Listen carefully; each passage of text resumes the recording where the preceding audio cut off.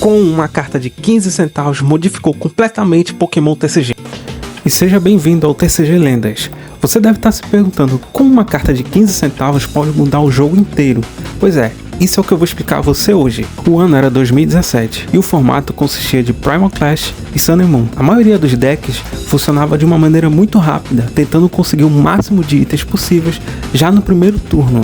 Cartas como Mega Turbo, Max Elixir, VS Seeker, Trainer's Mail eram usadas para manter os decks consistentes e rápidos, e decks como Mega Rayquaza EX, Volcanion EX utilizavam muito dessas estratégias para manter seus decks fortes. Após o lançamento de Guardian Rising, vários outros decks como Alolan Vulpix, Tapu Lele GX e Mega Mewtwo EX foram lançados, além de outras várias cartas.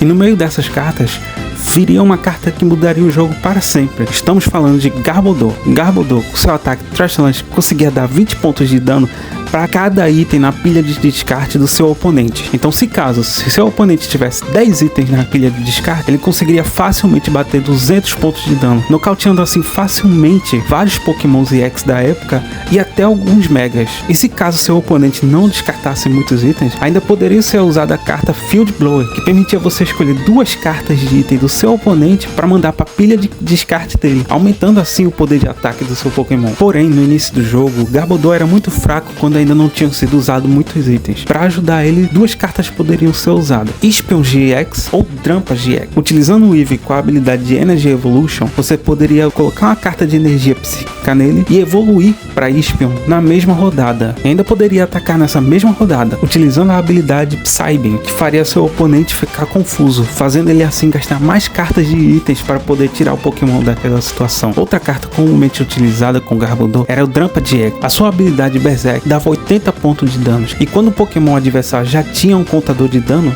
ele dava mais 70, dando assim 150 pontos de dano. Combinando o Drampa com uma Choice Band, ele poderia bater incríveis 180 pontos de dano. E ainda para tornar esse deck mais OP, você poderia colocar um outro Garbodor da coleção passada com a habilidade Garbotoxin, que se caso você tivesse uma ferramenta Pokémon ligada a esse Garbodor, ele desligaria todas as habilidades de outros Pokémons a não ser a dele. E assim, logo depois do lançamento dessa carta, no primeiro grande campeonato regional de Seattle, Garbodor ocupou 24 das 32 primeiras posições. E assim, o jogo que era dominado antes pela quantidade de itens que você conseguia sacar o mais rápido possível, teve que se adaptar para essa nova ameaça. Ninguém mais podia fazer isso, ou corria o risco de ser punido pelo Garbodor. E agora você sabe